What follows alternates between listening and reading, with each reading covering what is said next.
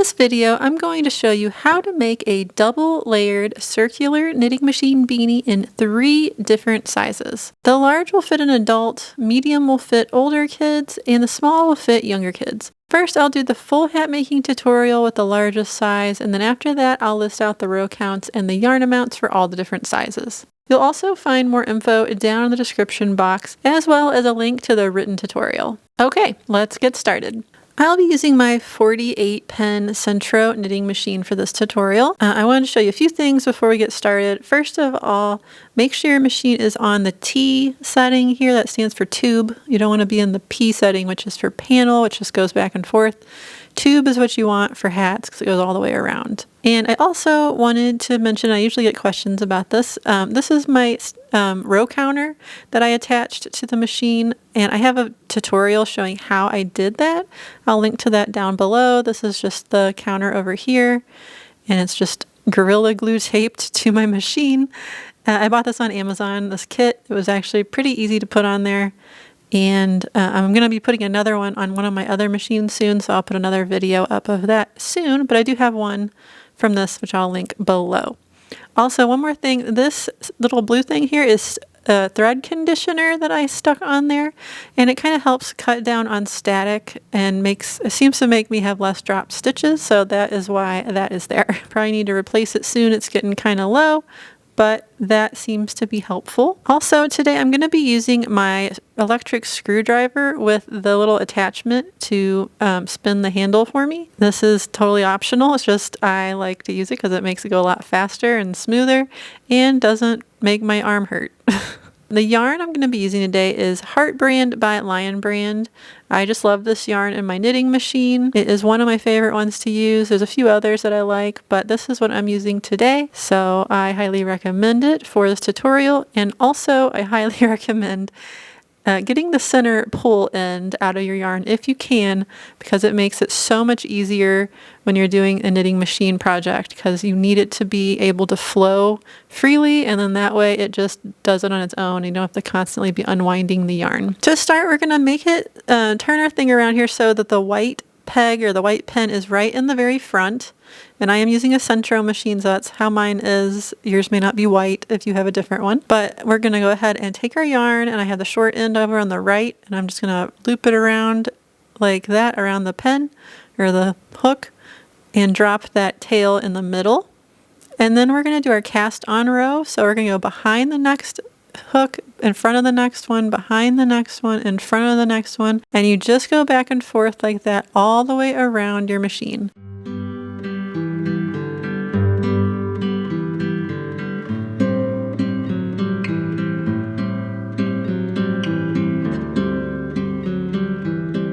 Once you get back to the beginning, you're going to go behind that last hook, and you're going to go under the little divider that is between, you see that there's little dividers between the hooks.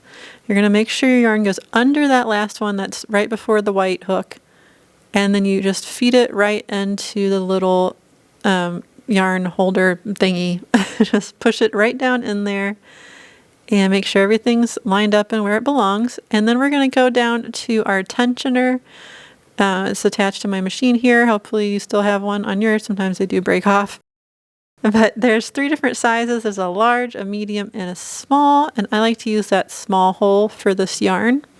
It kind of depends on the yarn you're using, but for this Heartland one, it works well. Sticking it there in my thread conditioner. And then there we go. Now the thread conditioner and all that is optional, but I just have it on my machine. So if you don't have it, don't worry about it. And then I'm just pulling that tail to make sure everything is good. I realize I kind of screwed up my stitch counter and I have an extra, it's saying I'm on row 2, and then it's about to turn to row 3, which is wrong. So I'm going to end up doing 131 rows for this hat, but you know, it's really 130. For the first few rows, you're going to start cranking, and you're just going to crank kind of slowly. You don't want to go too fast for like the first at least 5 rows, just so you don't get any dropped stitches or anything weird. This is sped up. This is not how fast I'm actually going right now. But you know, I just didn't want to make you wait all day for me to do these first few rows.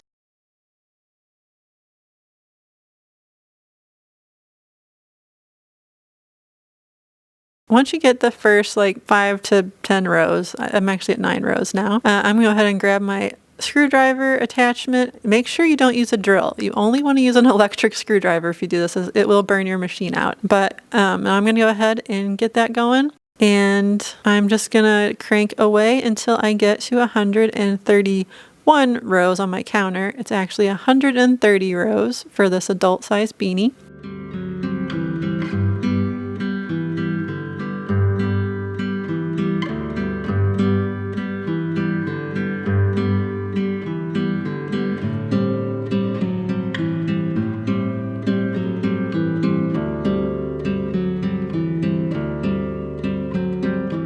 Alright, at this point my hat has gotten long enough that it's dragging on the table, so I like to go ahead and roll it up just so it doesn't get all twisted and do anything weird. And I think it kind of helps pull the stitches down and makes your hat look a little bit more even.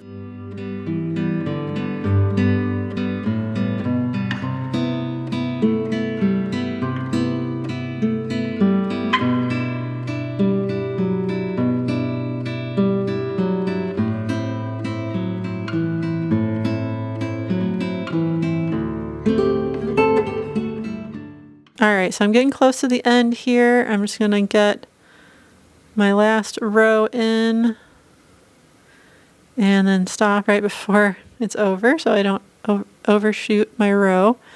So once you get to your last row, just carefully crank it until it's right past that white hook. And now we're going to take our yarn and cut it, leaving maybe like a foot or so of a tail. And then you're going to take that out of the tension slot and out of the yarn guide. You're going to put it in the middle of your hat and kind of give it a pull so it's nice and snug in there. And then we're going to crank one row just like that. And we're going to stop before we get to the end though. We don't want to go until it starts falling off of our hooks.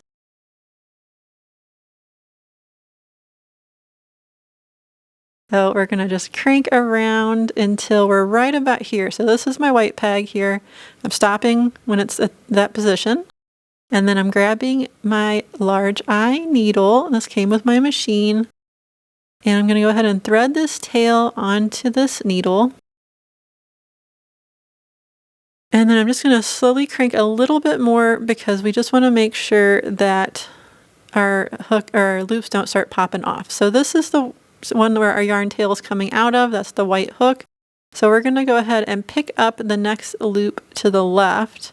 And I like to put my finger on the next loop over while I'm doing that, just so it doesn't accidentally pop off prematurely, because that does happen sometimes and it's very frustrating. So then I'm just going to go ahead and continue going around, scooping those loops off of the little pegs. And just take your time. And once you get a few of them done, you can start scooping up more than one at a time, so it's a little bit faster.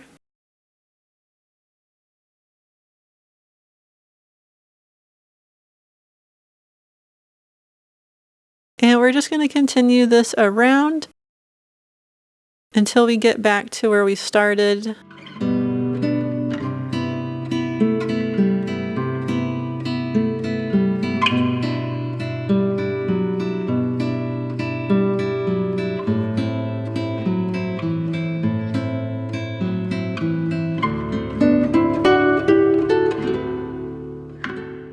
Alright, so now I'm to the hooks that are still in the kind of up position and I can't get the loops off as it is.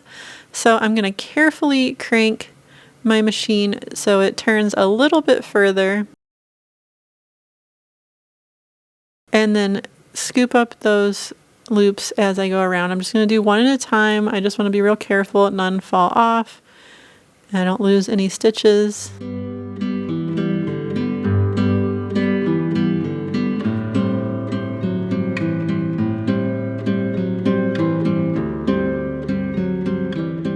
And once you get this last one off, then you will be unattached to your knitting machine. So I'm going to go ahead and move my knitting machine out of the way. Here's the yarn that's left over. I just wanted to show you. I'll do the weight of how much yarn this took at the end of this video, but there is a decent little chunk of yarn left. So here's my tube off of the machine. I'm going to leave my needle where it is on that piece of yarn because we're about to cinch that end up. But I like to unroll it and then give it a nice stretch just to kind of get the stitches evened out. And then since I already have my needle attached on this yarn tail over here, I'm going to start on this end, just pull the tail, and it's going to cinch up this end and just kind of fiddle with it to get it all nice and organized, and then pull to cinch it up. What I like to do next is go ahead and I stick my hand in the other end of the tube and just reach it all the way through, and then I'm going to take that yarn tail with a needle and just put it through the center. Then grab a hold of that with my other hand and pull it through to the other end. And then we can fold it in on itself so it turns into the doubled hat, shape or whatever, and just pull it over. And now before I continue, I am going to go ahead and sew through the stitches of that cinched in end one more time just to double it up and make it more secure. So my yarn is going in this direction. I'm pulling it to see, and it's going in this direction. So I want to make sure I sew in that same direction around. If you went back the other way, you would end up, undoing your loops and undoing the end of your hat, and that wouldn't be good. So just go ahead and sew all the way around this cinched up end one time, just going through the loops. If you miss one or two, it's not the end of the world. You just want to get through most of them.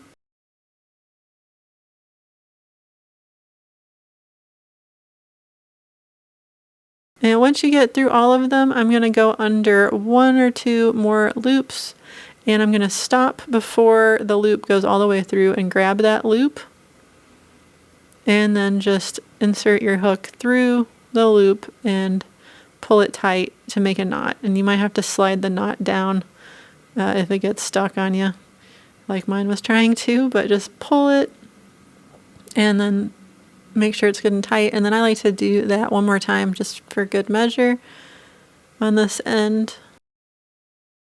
Same thing, just pull it through a loop and then or pull it through a stitch and then put the needle through that loop before it gets all the way through, and there you go. So now that side's done, and we're just going to leave that tail aside and just kind of ignore it for a moment, and then we're going to grab the other tail and do the same thing on this end. We're just going to pull that to cinch this end up. And again, you'll have to kind of flip it around so it is, not all bunched up and weird. Just ignore that other yarn tail for a minute and pull really good, cinch it up.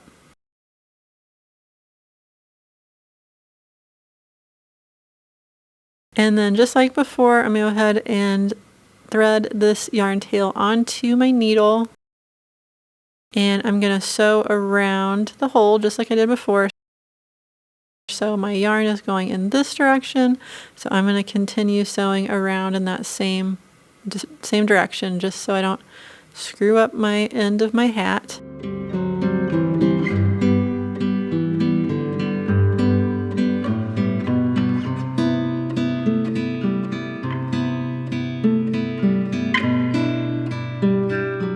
Once you've gone all the way around the hole, do the same thing like you did on the other end and just go under like one or two stitches and do the knot thing.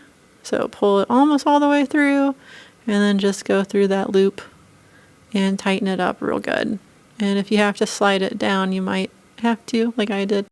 There you go. And I just did it on one time on this side because we're about to tie the two yarn tails together, so I don't think it is as important to do two knots on this end. I'm going to take both of those yarn tails and I'm going to tie them together in a square knot. So just tie it one time and pull it real tight. You want to make sure those two layers are right up against each other, and then tie it again. Really good and tight. And so there you go. Now we're going to go ahead and just, I'm going to check and make sure my hole is cinched up well on both sides. So that one looks good. And this side looks good also. So then I'm gonna go ahead and grab my scissors and just cut this yarn down a little bit because we're gonna weave the end into the hat, but I don't want all this crazy extra yarn. Then I'm gonna go ahead and thread these tails onto my yarn needle together. And what we're gonna do is just go down through the middle, but we're gonna go, instead of going into the inside of the hat, we're gonna be going between the layers to bury the ends just like inside the two layers of the hat. So you want to make sure it's not coming through to the inside. So I have my hand in there and I'm making sure I don't feel the needle poking through to the inside. My goal here is for it to be between the two layers and just go down a little ways and pull it through.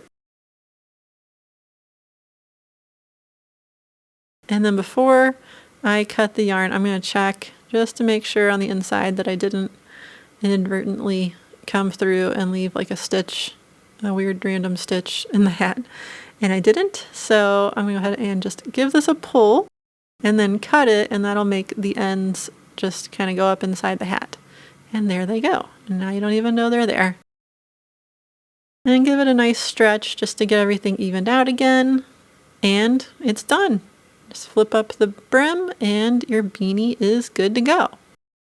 And it's the same process with all of the hats. It's just a different amount of rows. So I will be listing that out in just a minute.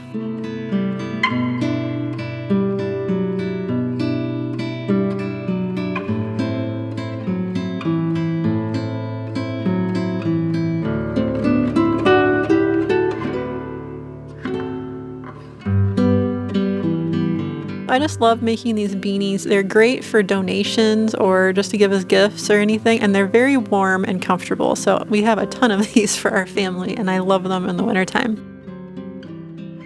I hope you enjoyed this tutorial, and if you did, please leave a like, be sure to comment, and don't forget to subscribe so you don't miss any of my future videos.